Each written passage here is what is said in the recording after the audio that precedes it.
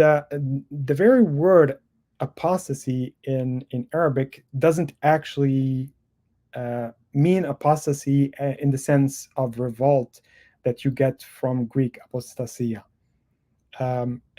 It actually means reversion. And so this gives us the historical origin of the word, which means going back to your former faith. Uh, right now, we don't have a former faith to go back to. So when I'm apostatizing Oh, in that's Islam, weird. yeah, well, I'm still called a murtad, a reverter. That's what it means in Arabic. It's Uh, about as illogical as saying I was born a Muslim.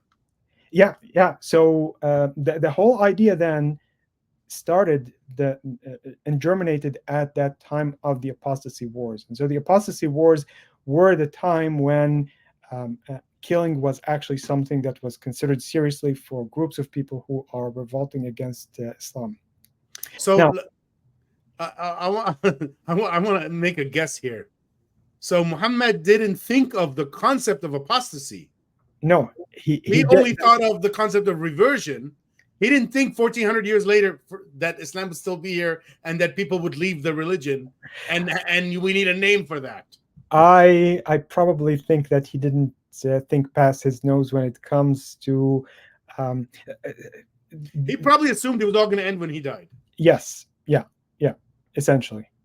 There is a lot that can be said about his death and his deathbed wishes and what he was saying then, and so it's there's a lot that can be said there. But when it comes to actual apostates at the time of Muhammad, there were very famous cases where he actually decreed killing people for apostasy.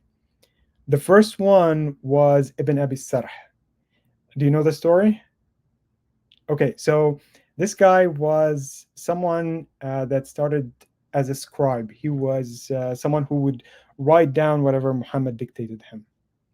And then one day he changed a little bit. He said, Muhammad said a certain sentence, and then he said to him, read it to me again. And he read it, but with a certain change. God is all magnificent and great. And he said, God is all great and magnificent, or something of that sort. And Muhammad said, that's great. That's wonderful. That's how it is. And this guy said, oh, I said something that is divine.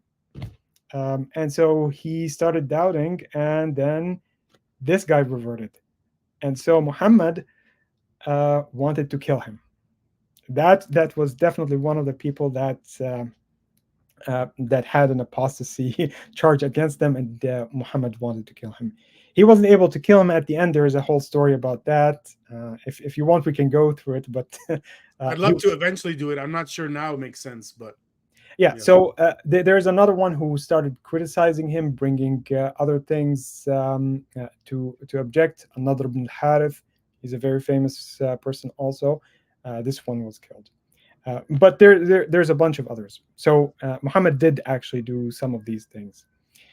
Um, and so there is a whole slew of things that make Islam a very hotbed for this idea of apostasy. You have the civil wars that happen at the beginning.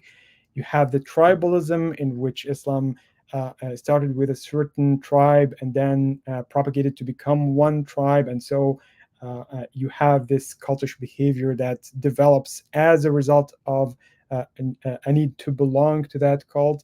And so there is a huge sense of xenophobia that gets generated by this.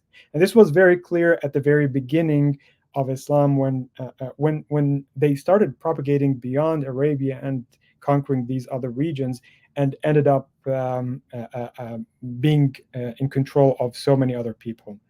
Do you know the story about this camel with the arrows? No. Do you want us to to talk about it? Sure, sure.